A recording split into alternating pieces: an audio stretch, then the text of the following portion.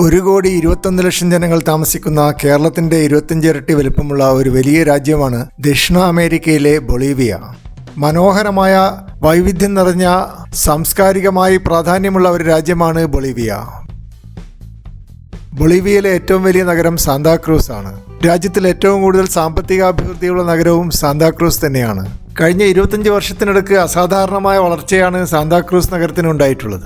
ബൊളീവിയയുടെ മധ്യത്തിലാണ് സാന്താക്രൂസിന്റെ സ്ഥാനം.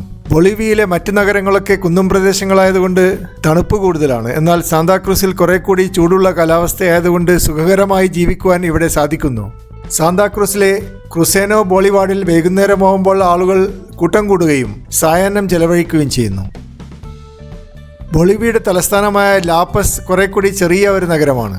സമുദ്രനിരപ്പിൽ നിന്ന് 13,000 അടി ഉയരത്തിൽ സ്ഥിതി ചെയ്യുന്ന ലാപസ് നഗരത്തിൽ തണുപ്പ് കൂടുതലാണ്.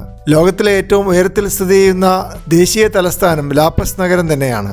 ഫോട്ടോഗ്രാഫുകളിൽ വളരെ ആകർഷണീയമായ ഒരു നഗരമാണ് ലാപസ് എങ്കിലും തണുപ്പ് കൂടുതലുള്ളതുകൊണ്ട് ഇവിടുത്തെ ജീവിതം അല്പസ്വല്പം അസൗകര്യം നിറഞ്ഞതാണ്. ലാപസ് നഗരത്തിലെ സാഗർ നഗ തെരുവ് ടൂറിസ്റ്റുകൾക്ക് പ്രിയപ്പെട്ട ഒരു വിഹാര കേന്ദ്രമാണ്. ധാരാളം വസ്ത്രങ്ങളും കരകൗശല വസ്തുക്കളും സോവനീറുകളും ഇവിടെ ലഭിക്കും. ചെലവ് ചുരുങ്ങിയ ലോഡ്ജുകളും കോഫി ഷോപ്പുകളും ഇവിടെ തന്നെയാണുള്ളത്. അതുപോലെ വിച്ചസ് മാർക്കറ്റ് മന്ത്രവാദികൾ ഇഷ്ടപ്പെടുന്ന വസ്തുക്കൾ ലഭിക്കുന്ന ഒരു സ്ഥലമാണ്. ഉണക്കിയ തവളകളും കീടങ്ങളും കുപ്പിയിലിട്ട് വെച്ചിരിക്കുന്നത് വിവിധതരം മന്ത്രവാദങ്ങൾക്ക് വേണ്ടി അവ വാങ്ങിക്കുവാൻ വരുന്ന കസ്റ്റമേഴ്സിന് വേണ്ടിയാണ്. ധാരാളം വസ്ത്രങ്ങളും സംഗീത ഉപകരണങ്ങളും ഇവിടെ വിൽക്കുന്നുണ്ട്. ബൊളീവിയയിലെ പൊട്ടോസി നഗരം കുന്നിൻ മുകളിലുള്ള ഒരു മൈനിങ് നഗരമാണ്. പണ്ടുകാലത്ത് ഇവിടെ ധാരാളം വെള്ളി നിക്ഷേപം ഉണ്ടായിരുന്നു. അതുപോലെ ക്വൈം നഗരം ധാരാളം വെള്ളച്ചാട്ടങ്ങളും പ്രകൃതി ദൃശ്യങ്ങളുമുള്ള മനോഹരമായ ഒരു ടൂറിസ്റ്റ് സങ്കേതമാണ്. ബൊളീവിയയിലെ മാഡിഡി നാഷണൽ പാർക്ക് മികച്ച ബയോഡൈവേഴ്സിറ്റി ഉള്ള ഒരു സ്ഥലമാണ്. ഈ വനഭംഗി കാണുവാൻ ടൂറിസ്റ്റുകൾ പതിവായി ഇവിടെ എത്തുന്നു. ചുറ്റുഭാഗത്തും മറ്റു രാജ്യങ്ങൾ സ്ഥിതി ചെയ്യുന്ന ബൊളീവിയ ഒരു ലാൻഡ് ലോക്ക്ഡ് കൺട്രിയാണ്.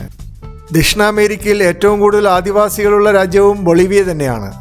രാജ്യത്തിലെ ജനസംഖ്യയിൽ 60% ആദിവാസികൾ തന്നെയാണ്. മനോഹരമായ ഷോളുകളും സ്വെറ്ററുകളും വിൽക്കുന്ന ആദിവാസികളെ ബൊളീവിയൻ നഗരങ്ങളിൽ വഴിയോര കച്ചവടക്കാരായി കാണുവാൻ പറ്റും. 37 വ്യത്യസ്ത ഭാഷകൾ സംസാരിക്കുന്ന ബൊളീവിയയുടെ ഔദ്യോഗിക ഭാഷ സ്പാനിഷാണ്. 6 യുനെസ്കോ വേൾഡ് ഹെറിറ്റേജ് സൈറ്റുകൾ ഈ രാജ്യത്തിലുണ്ട്. യുങ്കാസ് റോഡ് ഡെത്ത് റോഡ് എന്നറിയപ്പെടുന്നു. സമുദ്രനിരപ്പിൽ നിന്ന് 5000 അടി ഉയരത്തിൽ സ്ഥിതി ചെയ്യുന്ന ഈ റോഡിൽ കൂടി മോട്ടോർ സൈക്കിൾ ഓടിക്കുവാൻ സാഹസികരായ ചെറുപ്പക്കാർക്ക് വലിയ താല്പര്യമാണ്. ബൊളീവിയയിലെ ഭക്ഷണം വ്യത്യസ്തവും സാംസ്കാരിക തനിമ വെളിപ്പെടുത്തുന്നതുമാണ്. ഇറച്ചിയും ഉരുളക്കിഴങ്ങുമാണ് കൂടുതലായി ഇവർ കഴിക്കുന്നത്. ബീഫിന് വലിയ പ്രാധാന്യമാണ് ഇവിടെ. ഡീപ് ഫ്രൈയിങ് ആണ് ബൊളീവിയയിൽ ഉപയോഗിക്കുന്ന പാചകരീതി. ധാരാളം പ്രകൃതി വിഭവങ്ങളുള്ള ഒരു രാജ്യമാണെങ്കിലും ജനങ്ങൾക്ക് സാമ്പത്തികമായി അഭിവൃദ്ധിപ്പെടുവാൻ ഇവിടെ കഴിഞ്ഞിട്ടില്ല.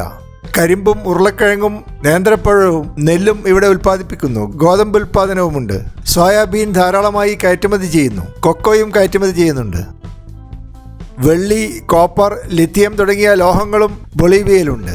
ദക്ഷിണ അമേരിക്കയിൽ ഏറ്റവും കൂടുതൽ പ്രകൃതിവാതകമുള്ളത് ബൊളീവിയയിലാണ്. ബൊളീവിയയുടെ ഭരണത്തിൽ ഇടപെടാൻ അമേരിക്ക പലതവണ ശ്രമിച്ചിട്ടുണ്ട്. കമ്മ്യൂണിസ്റ്റ് ഇതിഹാസമായ ചെഗുവേരയെ കൊലപ്പെടുത്തിയത് അമേരിക്കയുടെ രഹസ്യ പോലീസായ സെൻട്രൽ ഇൻ്റലിജൻസ് ഏജൻസിയാണ്. 56 വർഷം മുമ്പാണ് ദാരുണമായ ഈ രാഷ്ട്രീയ കൊലപാതകം അരങ്ങേറി അമേരിക്ക അവരുടെ അമിതമായ സാമ്രാജ്യത്വ മോഹം ദക്ഷിണ അമേരിക്കയുടെ മേൽ അടിച്ചേൽപ്പിച്ചത്.